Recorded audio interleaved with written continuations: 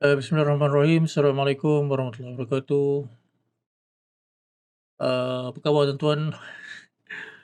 Rasanya dah lama lama gila lama gila saya tak buat, video ni sebenarnya. Terima kasihlah kepada anda yang masih lagi orang kata, PM saya minta sokongan ataupun, apa, tanyakan tentang, nota-nota mereka, homework mereka dan, tidak lupa juga kepada anda yang, PM saya daripada even daripada luar negara pun ada juga minta sambungan, BBMA English Part 2. Saya ni bukan apa, saya sebab bila saya dah trade, saya dah tumpu kepada trade, jadi nak buat konten tu jadi lemah sikit. Jadi lemah sikit tuan-tuan. Baik, tapi tak apa sebab, saya ini sebenarnya merupakan, satu sambungan, daripada video saya yang latest lah. Sebab apa, video saya latest ni kita lebih bercerita tentang, tidak ada cat, saya lebih bercerita tentang, BBMA saja secara lisan, secara teorinya. Dan, untuk praktikalnya mungkin kita boleh masuk dalam, video kita, pada hari inilah. Saya jangkakan untuk video kita hari ini. Okey. Untuk video yang lepas saya lebih bercerita tentang membuat comparison ataupun perbandingan di antara, pengamal-pengamal BBMA dan juga, trader-trader yang menggunakan, SNR, okey. Jadi untuk SNR ni dia memanglah, ramai orang suka pakai. Kalau nak banding dengan teknik cacing kerawit ni tuan-tuan, ramai orang suka pakai SNR ni sebab dia mudah. Tetapi sebenarnya, bagi saya lah ni, saya cerita bagi saya, BBMA pun dia dah buat benda tu untuk anda semua sebenarnya. Okey. Yang saya sebab apa, bila you masuk SNR, you perlu ada, lukis-lukis macam ni kan. Okey, bila dia dah break sini, bila ada breakout dan dia mungkin ada mencari, dia akan retest balik di kawasan breakout tu, which is the re-entry. Okay, you nak kena lukis. Okay, kemudian you, dia dah re-entry sini, dia dah tak lepas. So, dia tidak break. Bila dia tidak break, dia break dekat atas. So, bila dia break kat atas, confirm dia akan cari level of re-entry. So, bagi saya dalam BBMA, cacing kerawit itu sendirilah yang korang panggil cacing kerawit, garisan-garisan, moving averages ni memang dia sendiri dah bagi tahu kita, level-level, tempat-tempat untuk, kita masuk, poin-poin yang perlu kita refer. You dah tak perlu nak lukis lagi. Kalau SNL you nak kena lukis, you nak cari kat mana dia punya base. Okey, kat sini mungkin ada base, sini mungkin ada base, tapi mungkin, ini apa ke benda, dia dah ada breakout and then dia tak lepas pun yang previous punya ni. You ada banyak benda you nak buat. Pertama sekali, you nak kena lukis. Okey.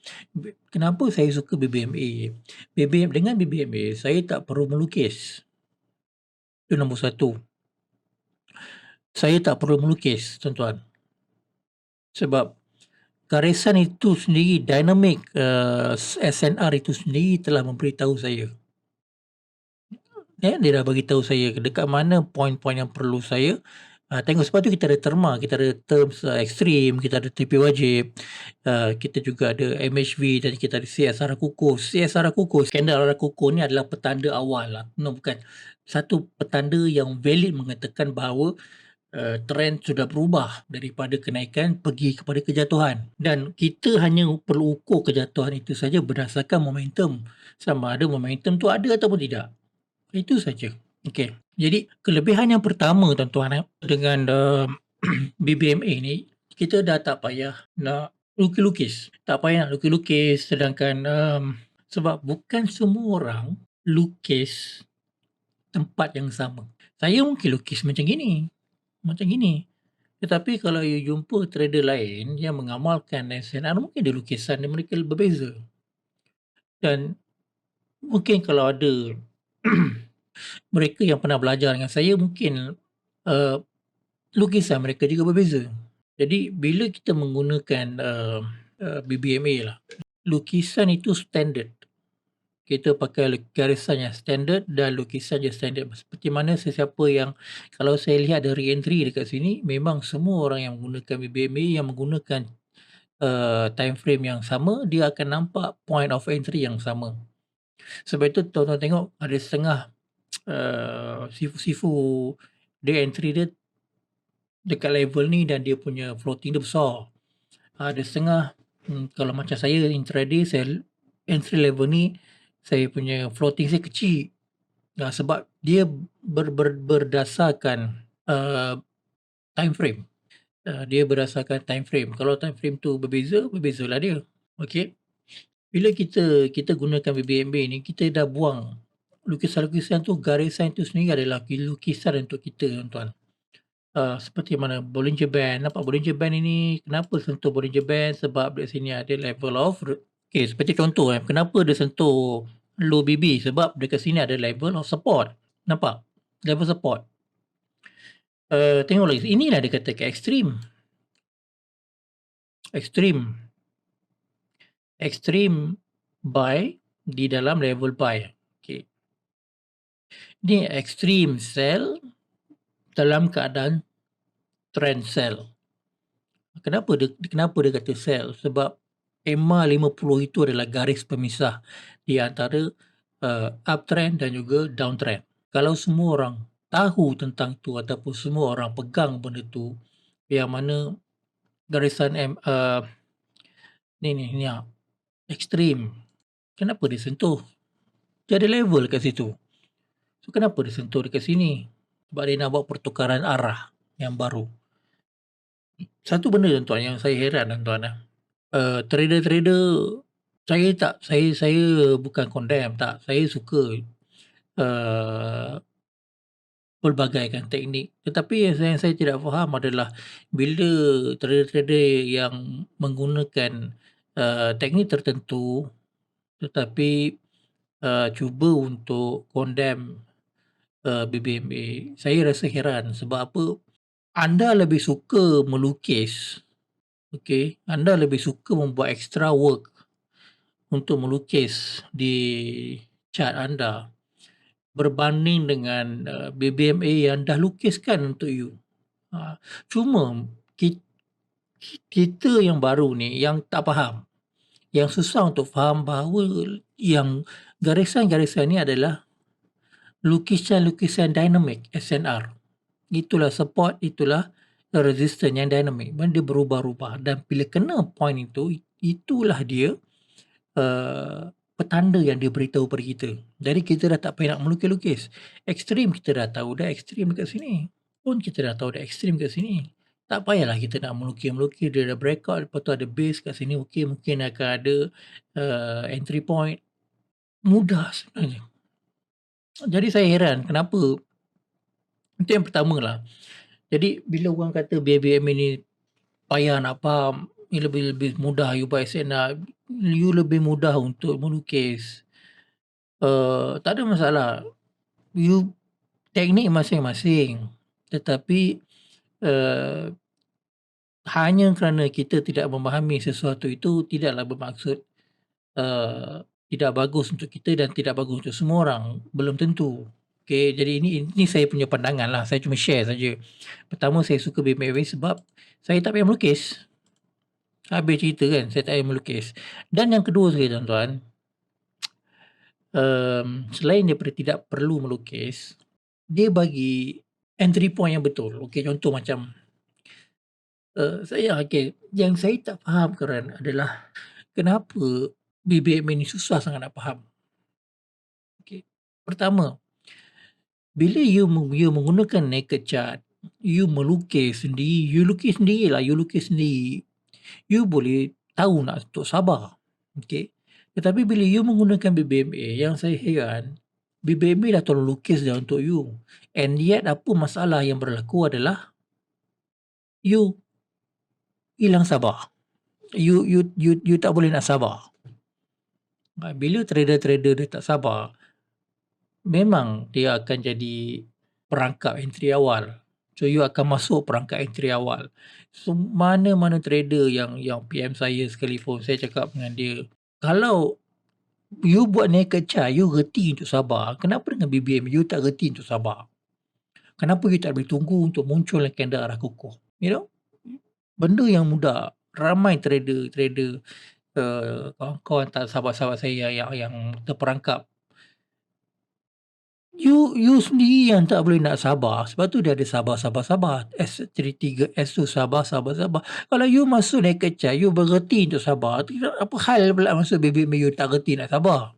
Kesabaran itu penting, tuan-tuan. Okay.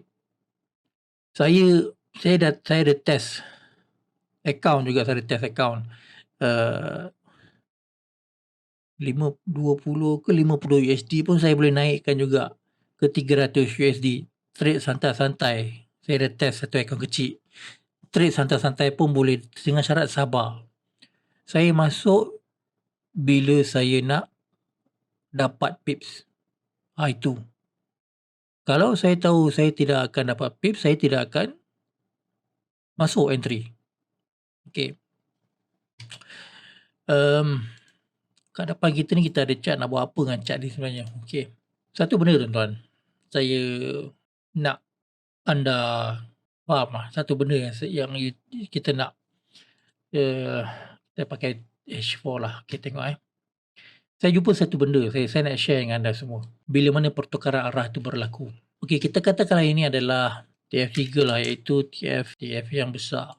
Okay, TF3. Jadi pertukaran arah berlaku bila mana ada support. Okay, support yang dipecahkan. Dan kita dapat lihat candle inilah yang memecahkan support. Dan setiap kali dia pecahkan support, dia akan membuat re-entry zone. Okay. Saya nak highlightkan re-entry zone ni kepada warna kuning lah, contoh. Okay. Kita buka besar sikit, tuan-tuan. Okay. Semua orang tahu.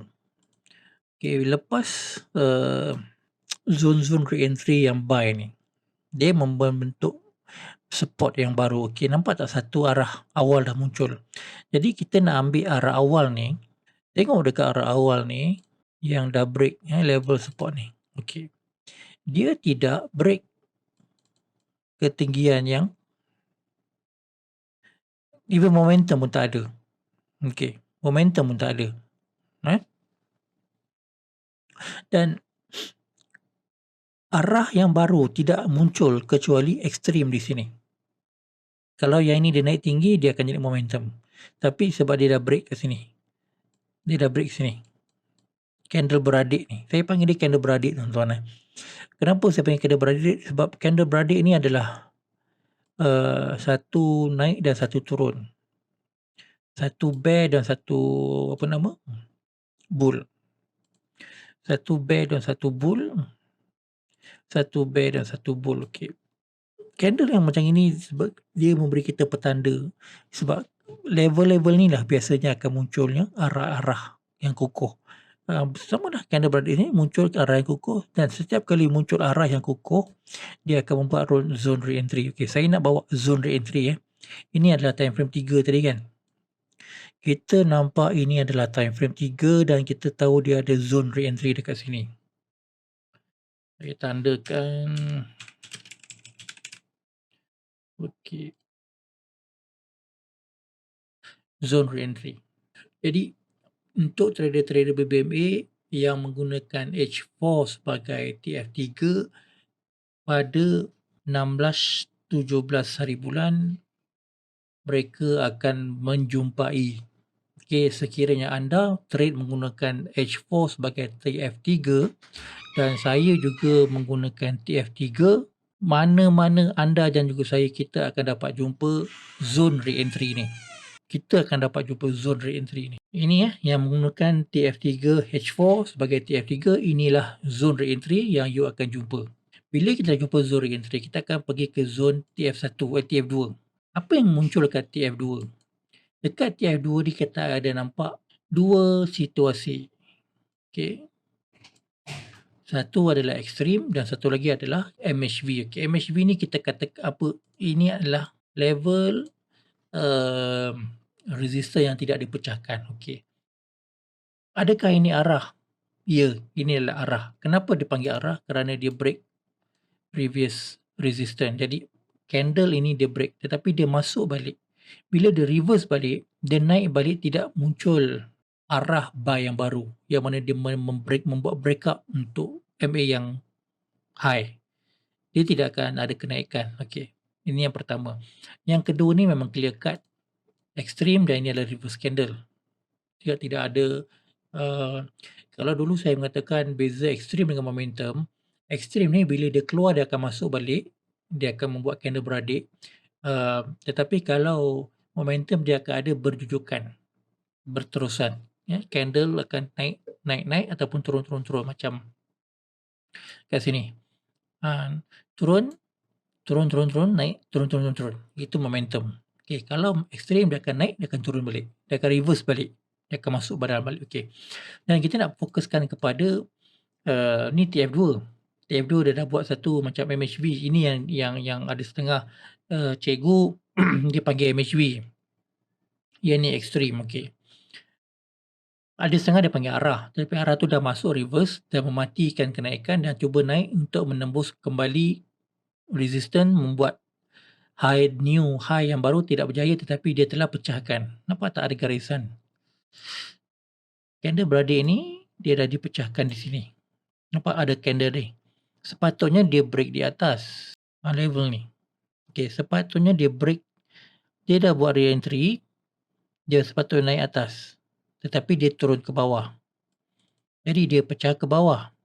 Jadi ini pun salah satu petanda untuk kita tahu bahawa zone re-entry di time frame 3 tadi adalah valid. Maknanya dia nak mulakan penerunan.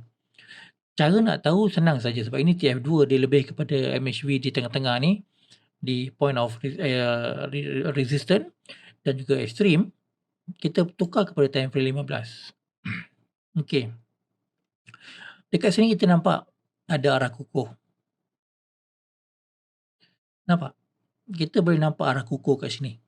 Bermakna confirm dah dia memang akan jatuh pasal dia dah break, new break, semua break. Support yang ni dia break arah, dia buat re-entry. Support yang dia break arah, dia buat re-entry berkaitan dengan MA high dan terus buat momentum. Bagaimana dengan extreme, point of extreme tu? Sini pun ada juga resistance dia buat dan support yang dia break. Nampak? Okey. Muncul arah di sini tuan-tuan. Muncul arah di sini menandakan bermulalah trend yang memvalidkan re-entry. Sebab kita nak cari semua sell saja. Yang kita nak cari semuanya sell saja. Lepas tu dia naik.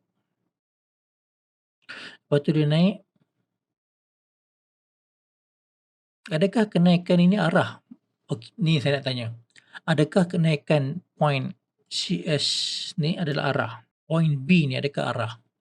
Dia break MA high 5 dan 10. Tetapi dia tidak break MACD. Adakah dia arah? Kenapa dia bukan arah? Satu tuan-tuan, kenapa dia bukan arah?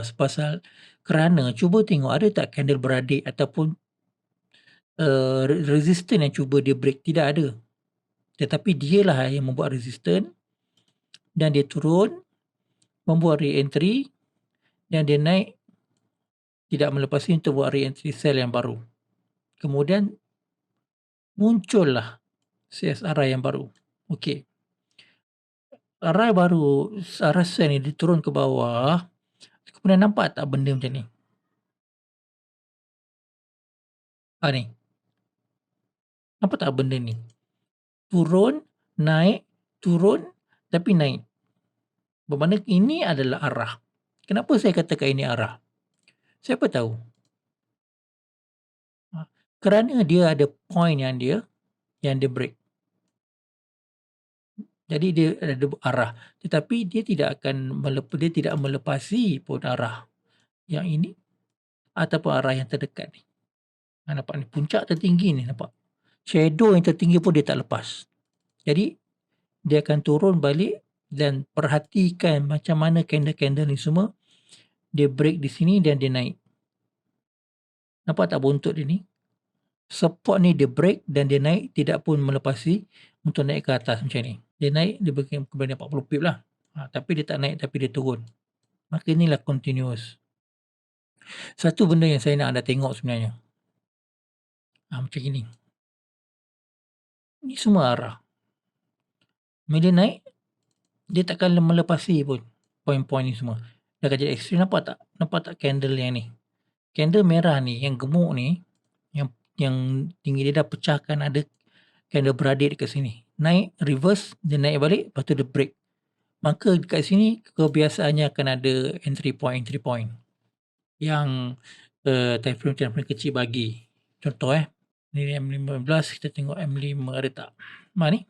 Arah kukuh baru, break previous support, dia buat support baru dengan arah dan dia buat re-entry. Ni pun boleh masuk. Ini adalah kaedah-kaedah yang biasa saya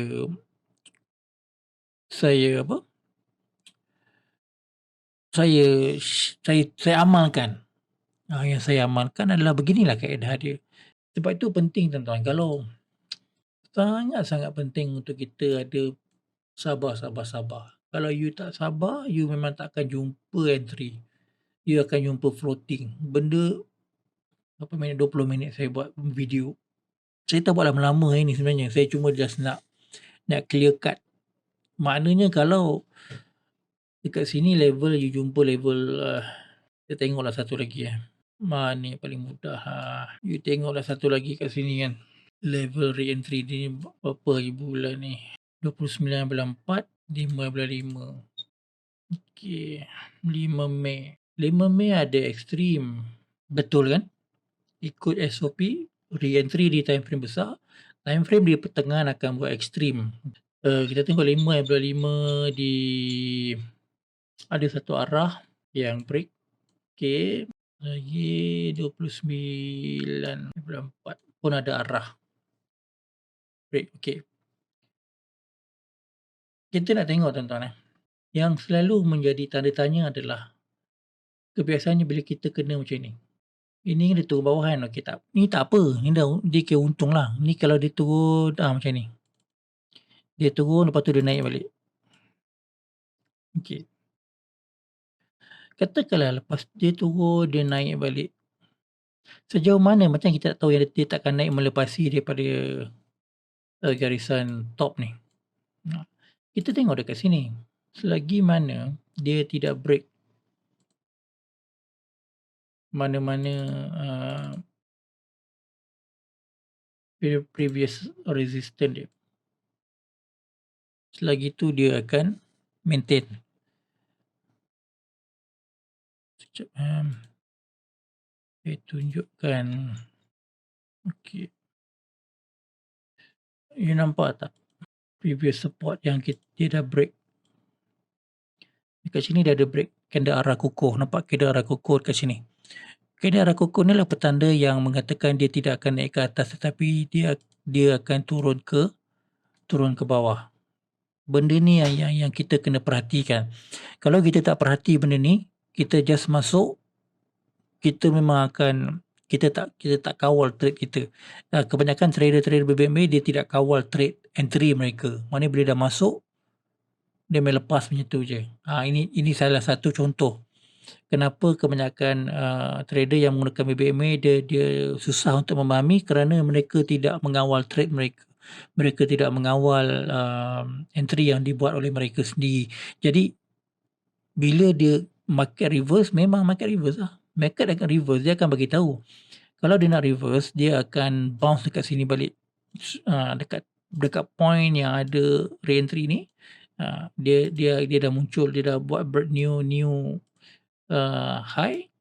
Masa tu menandakan yang dekat sini ni dia nak naik. Tapi dia tak buat. Dia masih lagi mengekalkan breakout, support, breakout, support, support, breakout, support, breakout. Selagi mana support dipecahkan, selagi itu trend akan turun. Saya rasa macam tu je kot. Mudah untuk korang faham agaknya. Kepada yang PM saya untuk coaching, saya dah stop coaching untuk sementara waktu kerana saya tak ada masa untuk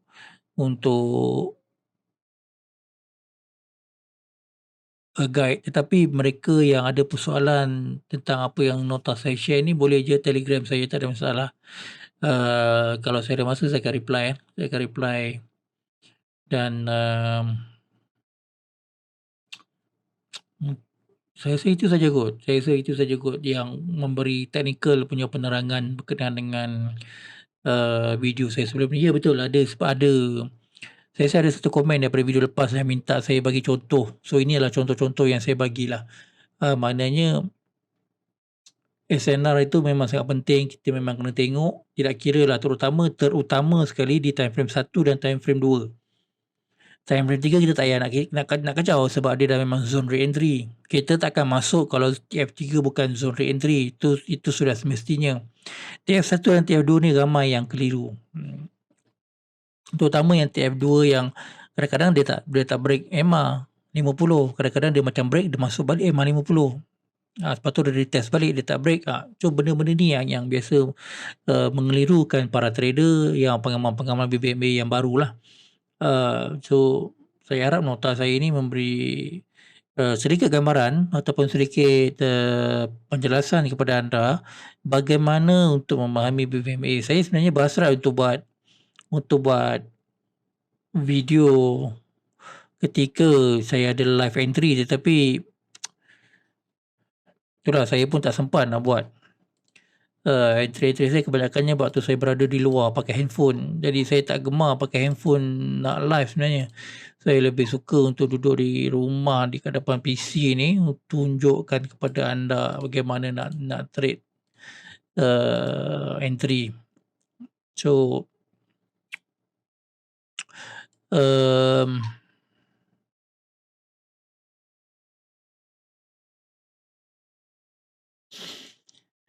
apa lagi yang saya nak cerita dengan anda? Rasanya macam okay, tengoklah gold kalau dia tak ada buat momentum mungkin akan naik. Sebab apa dia akan naik? Sebab support ni belum ada yang dipecahkan, tidak ada candle yang close di bawah. Ini kalau candle close di bawah dia akan buat re-entry, time tu boleh masuk sebenarnya. Tapi kalau dia tak ada close kat atas, dia akan buat ke atas, tapi mungkin dia akan sampai sini, dia akan turun pun boleh juga. Jadi terpuranlah kepada anda. Sebab apa? Saya tidak menjangkakan yang gold ni dah akan terjun. Sebab apa? Candle beradik ni dah muncul. Tetapi tidak mustahil sebab arah re-entry ni dah muncul sebenarnya. Tapi kalau time frame 2 masih lagi belum memberi laluan. Sebab tu kita perlukan momentum dekat sini supaya dia boleh buat re-entry di re-entry sell di time frame kedua H4. Kemudian waktu itu barulah dia akan terjun kalau dia nak terjun. Sekiranya benda itu tidak berlaku, bermakna kejatuhan itu adalah satu perkara yang mustahil untuk gold.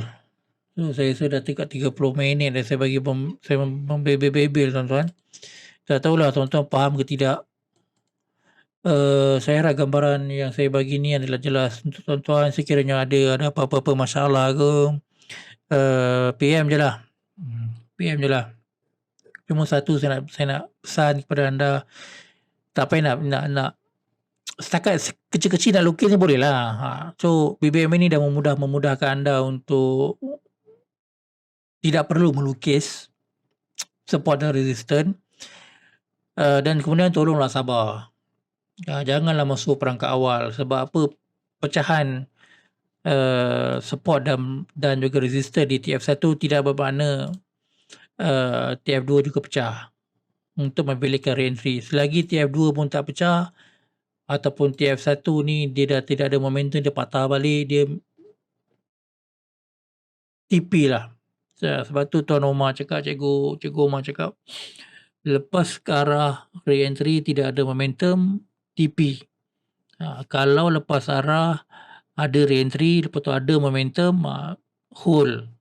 So benda ni yang saya pegang, dan saya rasa major trader pengamal BBMA juga pegang benda yang sama, dan anda juga sebagai trader yang baru, pengamal BBMA yang baru, anda juga seharusnya pegang pada benda yang sama juga, supaya trade anda akan sama seolah-olah seperti kami semua sebenarnya. So saya rasa itu saja tuan-tuan, dah dekat 30 minit lebih dah saya membebel ni. So itu saja, doakan saya supaya saya dapat ada masa untuk apa, merakamkan video untuk BBMA English Part 2, sebab ramai sangat yang minta BBMA English Part 2. Saya tak pastilah tak ada ke BBMA Part 2 dekat YouTube. Saya rasa macam ada itu sebelum ni, tapi tak tahulah kenapa diorang minta macam tak ada pula dalam dunia ni kan. Tak tahu diorang tak jumpa ke apa, tapi saya ada pernah jumpa sekali satu BBMA English.